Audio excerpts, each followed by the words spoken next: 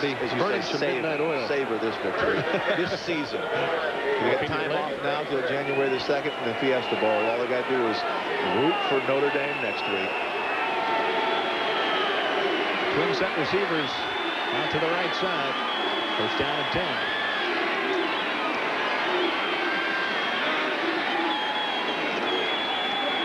There's shown blitz. The pitch. And Owens is on the move. Breaks contained down inside the 15. Scrambles down to the 14-yard line. Now they went to the unbalanced line, put an extra blocker over to that side. It's worked for them time and time again tonight. Again, they have not done poorly offensively. They just have turned the football over. They've moved the ball up and down. We saw they had almost 200 yards at halftime and only 3 points. We're down 14-3. So, you know, 200 yards, 400 per game. That's what they've been averaging. And they've been 9-1 going into this football game. Also averaging better than 31 points a game. They have only 3 to show here this evening.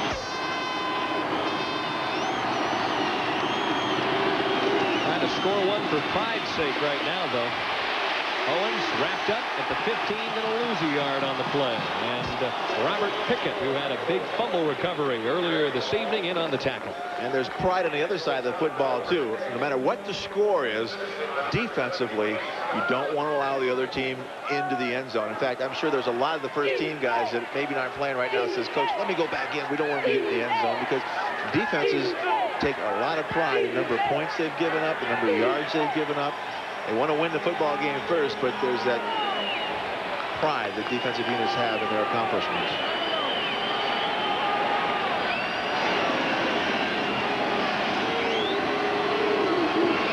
Davis in motion. Wilcox for the option pitch. Up to force the play is number 47, Willie Edwards, who also had an interception return for a touchdown this evening, and he's had a big night as well.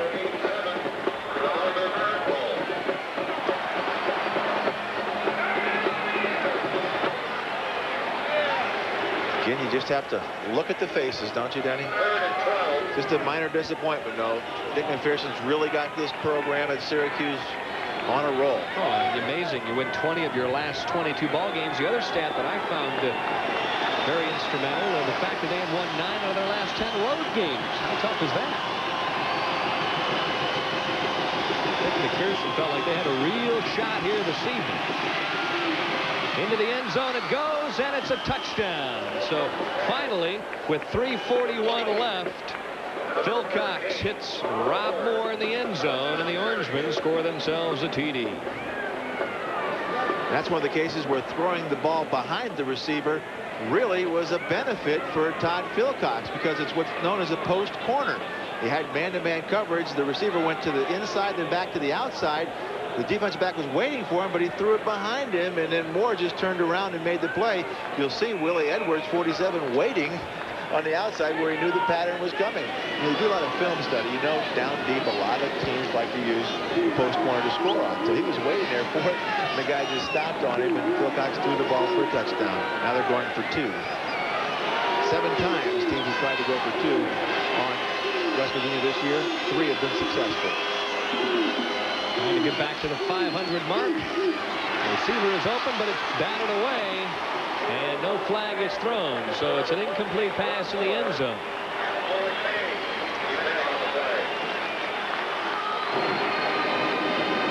Well, we're going to head down now to John Snyder and check in on the radio network here in West Virginia. Well, you know, Denny, earlier in the game we played for the fans the radio broadcast of last year when Syracuse won the game so dramatically in the closing seconds. As you know, Willie Edwards intercepted a pass and scored for West Virginia in the first half of this game. Here's how Jack Fleming called it on the Mountaineer Network. Slot tight left, wide man to the right. Philcox back deep, they're after him. He dumps it right up the middle, picked off, intercepted by Rod Ellis. He back over the 30. He's fighting for the 25 and a stop at the 27. They came up the middle. Ellis with the interception. Mike Bernard makes the stop, and the clock shows 1:21 to go. Great blocking on the part of Pat Marlette on that one. And, of course, that wasn't the touchdown play, but Jack was getting a little excited about that pick over the middle, wasn't he? Well, you can't blame him. There's been so many turnovers. It's hard to find the right one to go with the radio broadcast. But, yeah, he was excited, and everybody here in West Virginia is excited, except Rob Moore, who just scored a touchdown. You can't even smile when you score a touchdown at this point in the game. You're just saying, well, I'm glad we got it, but it's nothing to cheer about. Moore, only a sophomore, is the 11th TD on the season, and Dick McPherson speaks in glowing terms of number 14, and a lot of people have compared him already favorably with Art Monk. Onside kick. Hands team in for West Virginia. And give it a try. It's drilled to Keith Wynn, who had a big reception just a while ago to set up the final score thus far for West Virginia. Look, Enterprise Rent-A-Car. Ellie's renting again, and Enterprise picked her up. Well, do you think Nealon started to relax a little bit at this point, Stan? Yeah, I think a few minutes ago he let up and knew that he had that 11th win, that undefeated season, something he's never had in his 30 years of coaching. Had in his hip pocket. Now he just wants to go out and add the crown jewel to this season, which would be a Fiesta Bowl victory. False start on the offense. 1st and 15. All right, now let me put you on the spot a little bit. What about matching up against Notre Dame? You've seen the Fighting Irish on numerous occasions this year. I think it's going to be a great matchup. Tony Rice is a very similar type quarterback to Major Harris, although Major Harris throws the ball better. Both have outstanding defenses. I think it's going to be a great football game. If they open it up a little bit for West Virginia, they'll give Notre Dame all they can handle. Brandis Bell is in motion. A pitch to Unger Johnson, who scored his last carry. The new quarterback now for West Virginia as well, Greg Jones.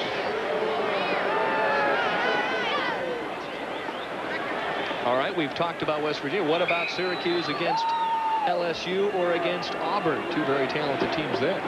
Well, I think Syracuse is a lot better than they showed tonight. Obviously, they self-destructed. They're not going to make that many turnovers. 16 on the season, 5 tonight. They're not that type of football team. I expect them to come back strong in their bowl appearance.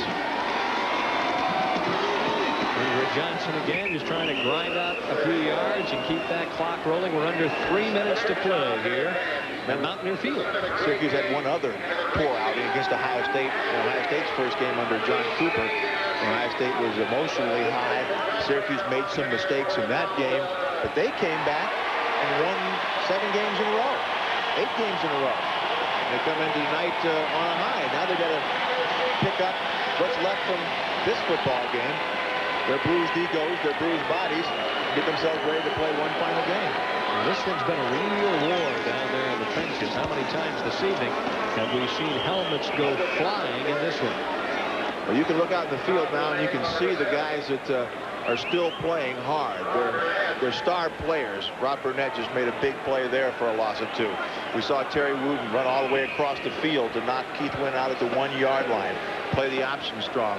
Their star players are still playing hard. That tells you a lot about the way they've been trained in the program they have at Syracuse. And we'll be back for the final 2:04 here from Morgantown, West Virginia, after we take this final timeout.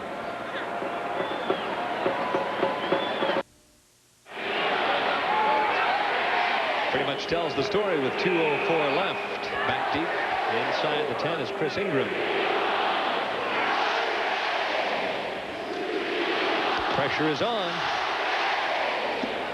Low driving punt, that one into the end zone, so Syracuse will start for the final time this evening from their 20-yard line. Coming up immediately following this one, Miami and LSU in Baton Rouge.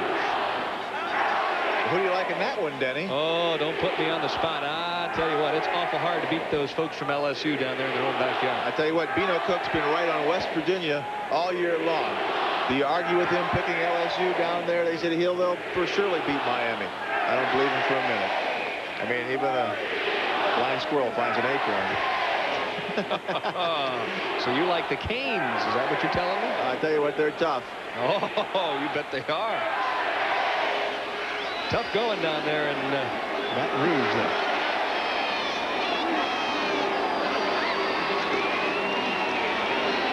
Fakes the draw.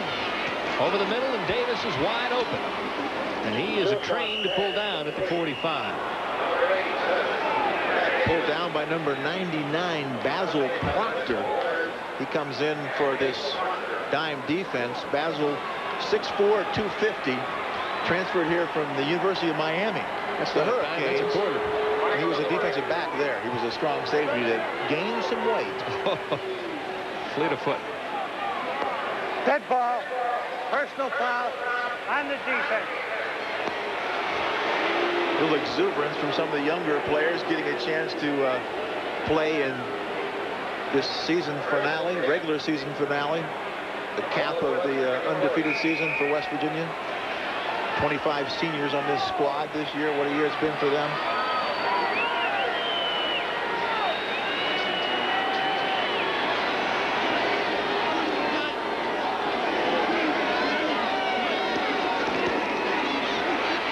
Wilcox under pressure, steps up, lets it go, crossing pattern, and it's caught there by Devall Glover. Again, the defense is going to start getting a little tougher here. They don't want them to allow them in the end zone again. They don't want to make it even look respectable. Got to give Syracuse a lot of credit. They're in there doing everything they possibly can until the final tick of the clock, and that's where Dick McPherson has taught his troops through the years. Over the middle, this one's picked off by Chris Herring. Herring finally bounced out of bounds across the 30-yard line, and that should just about set things up here for Don Nealon and company. Appropriate, I guess you would say. A turnover effectively ends the football game. Number 6 for Syracuse. Syracuse with half as many turnovers tonight as they've had all season long. Kind of a nightmare for them. And they're living that nightmare right now. It's going to be a long trip back to New York. Long bus ride to the airplane. A long flight. I'll tell you what, it's not going to be a fun couple weeks preparing for that football game, although Dick McPherson said the one thing he wants to do is take his team down to Tampa and have a good time, a reward for his players. Great thing about college football, though, is you can always come back next week, right? Well, luckily they're going to a bowl game and are able to do that. Yeah, you don't always get that opportunity into the season. A lot of seniors playing their last game. Under a minute to go here now. I remember when we were undefeated my junior year. We beat Michigan the last game of the year. We were both undefeated at that point, and we won. We got to the Rose Bowl. Great season for us. We went into the MacArthur Bowl, but we lose to Stanford and Jim Plunkett. Ruined the whole season. And you got to wait all year to come back. You don't remember it as an undefeated season. Hundred Johnson continues to grind out the yardage, and probably his effort personifies West Virginia football. Not a starter, but a guy who has really contributed throughout his career. Yeah, he's probably gotten enough yardage to go up to number 3 all time here at West Virginia.